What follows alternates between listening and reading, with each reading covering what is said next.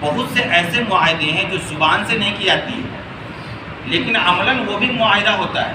کیا مطلب؟ جیسے آپ کسی ملک میں پیدا ہو رہے ہیں، آپ نے وہاں کی شہریت حاصل کی، پیدا ہوتے آپ کو شہریت اس ملک کی مل گئی، تو عملاً شہریت ملتے ہی آپ یہ اگریمنٹ اور معاہدہ کرتے ہیں کہ میں اس ملک کے سارے قوانین کو مانوں گا.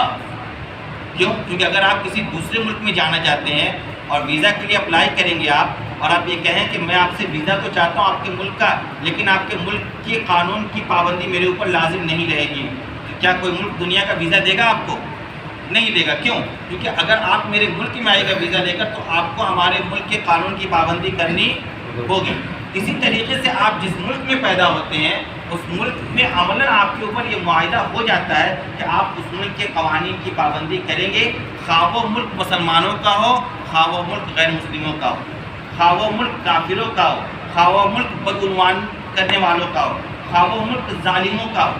یعنی ظالم بادشاہ ہے، ظالم اقتدار ہے، بدعنوان لوگ ہیں، کرپٹ لوگ حکومت پر قائم ہیں، اس کے باوجود آپ کے اوپر یہ لازم ہے کہ آپ اس ملک کے بنائے ہوئے قانون کی خلاف ورزی نہیں کریں گے، کیونکہ آپ کا ایگریمنٹ ہو چکا ہے وہاں پیدا ہوتے ہیں. ہاں، وہ قوانین جو قرآن و حدیث کے شریعت کی بالکل خلاف ہو، صریح خلاف ہو، ان قوانین کی پابندی آپ کے اوپر لازم نہیں کسی بھی ملک، بلکہ ان قوانین کے خلاف آپ کو احتجاج کرنا آپ کے اوپر لازم ہے. خاص طور پر ایسے ملک میں جہاں یہ اگریمنٹ ہو چکا ہے کہ آپ بھی اپنے مذہب کے مطابق زندگی گزاریں گے، ہم بھی اپنے مذہب کے مطابق زندگی گزاریں گے، اور کوئی کسی کے مذہبی معاملات میں دخل نہیں دے گا. ویسے ملکوں میں اگر آپ کے قرآن و حدیث و شریعت کے خلاف کوئی قانون بنتا ہے اور آپ کو اگر لازم رہے تک آپ اس کے پابندی کریں تو آپ اس کی خلاف ورزی کر سکتے ہیں، بلکہ آپ اس کے خلاف احتجاج بھی کریں گے. لیکن اس کے علاوہ جو قوانین اس ملک کے آپ کے شریعت کے خلاف نہیں ہیں، جیسے ٹیکس کا قانون ہے، کوئی ٹیکس کا قانون ہے اس ملک کا، تو آپ کو اس کو پورا کرنا ہے، یہ آپ کے لیے معاہدہ ہے. بہت سے لوگ کیا کہتے ہیں، نہیں یہ ظالم حکومت ہے، بدعنوان لوگ ہیں، کرپٹ لوگ ہیں، ہمارے حقوق ادا نہیں کر رہے، ہم کیوں ان کے حقوق کی ادائیگی کریں گے، ہم کیوں معاہدہ کو پورا کریں گے، ہم کیوں ایگریمنٹ کو لازم جانیں گے. دیکھیے آپ صلی اللہ علیہ وسلم نے ابو جہل سے کیے ہوئے معاہدے کو پورا کیا. ابو جہل سے بڑا کوئی کافر تھا؟ اس سے بڑا کوئی ظالم تھا؟ حضرت معاویہ رضی اللہ تعالیٰ عنہ نے رومیوں سے کیے معاہدے کو پورا کیا. اس سے پتہ چلتا ہے کہ آپ جس ملک میں ہیں، خواہ وہاں ظالم حکومت ہو، خواہ وہاں کا بادشاہ کافر ہو، خواہ وہاں کے لوگ بدعنوان ہو، کرپٹ ہو، کرپشن میں ڈوبے ہوئے ہوں، آپ کے اوپر ظلم کر رہے ہو، آپ کے حقوق کی ادائیگی نہیں کر رہے ہوں، پھر بھی آپ کے لیے جو قوانین بنائے گئے ہیں ان قانون کی پابندی آپ کے اوپر لازم ہے. وہ جانیں گے، ان کا عمل جانے گا. وہ ظلم کر رہے ہیں، اس کی سزا وہ بھگتیں گے. وہ کرپشن میں مبتلا ہے، اس کی سزا وہ بھگتیں گے. وہ آپ کے حقوق کی ادائیگی نہیں کر رہے ہیں، اس کی سزا ان کو دی جائے گی. یہاں ملے نہ ملے، کل قیامت کے دن ملنی ہے.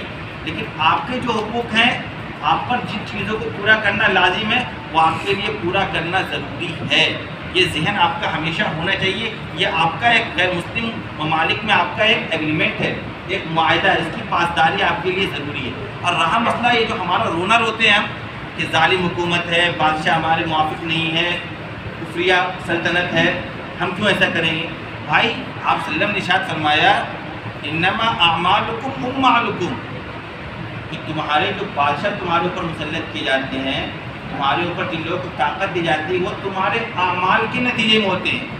تمہارا جیسا عمل ہوگا اسی کے حساب سے بادشاہ متعین کیا جاتا ہے تمہارے اوپر. تم خود ظالم ہو. ہم میں کا ہر شخص غور کرے، ہم میں کا ہر طاقتور اپنے سے کمزور پر ظالم ہے. ہمیں جس کے اوپر طاقت ہے ہم چاہتے ہیں کہ ہم اس کو دبائیں. ہر کوئی دبانا چاہتا ہے. محلے میں جس کے پاس طاقت ہے وہ چاہتا ہے کہ دیگر جو لوگ جو غریب اور جو کمزور طبقے کے لوگ ہیں اس کے اوپر ان کی دادا گیری چلے. شہر میں آپ دیکھ لیجیے، کاروبار میں دیکھ لیجیے، ہر لائن میں آپ دیکھ لیجیے، ہر شخص ظالم بنا بیٹھا ہے. جب ہم میں کا ہر شخص ظالم ہے، گھر میں آپ دیکھ لیجیے جو مضبوط ہے وہ کمزور پر ظالم بنا بیٹھا ہے. مرد عورت پر ظالم کیوں بنا بیٹھا ہے؟ کیونکہ مرد جانتا ہے کہ عورت کمزور ہے، جسمانی طور پر بھی، ذہنی طور پر بھی، اور دوسرے گھر سے آئی ہوئی، جو چاہے ہم کریں. تو آپ جب ظلم کر رہے ہیں، آپ کی شریعت کے اندر، آپ کی طبیعت کے اندر ظلم و زیادتی بیٹھ گئی ہے، تو آپ کے اوپر اللہ تبارک و تعالیٰ ظالم کو مقرر نہیں کرے گا. بالکل کرے گا. جیسا عمل ہوگا آپ کا ویسے آپ کو نتیجہ ملے گا. جیسی آپ کی نیت ہوگی ویسی آپ کو برکت ملے گی. ہمیں اور آپ کو اپنے عمل کے بارے میں سوچنا ہے، اور اس عمل کی بنیاد پر اگر ہمارے اوپر ظالم بادشاہ بیٹھا ہوا ہے تو اس کی بنیاد پر ہم قانون، اس ملک کی جو شہری قانون بنائے گئے ہیں اس کی خلاف ورزی کرنے کی اجازت ہمیں اسلام نہیں دیتا ہے. کامیاب مومن وہ ہے جو اپنے عہد کی پاس رکھتا ہے، کسی سے کیے ہوئے وعدے کو پورا کرتا ہے، اس کی خلاف ورزی نہیں کرتا ہے. اللہ تبارک و تعالی ہم سب کو کیے ہوئے وعدے کو پورا کرنے کی توفیق عطا فرمائے. وآخر دعوانا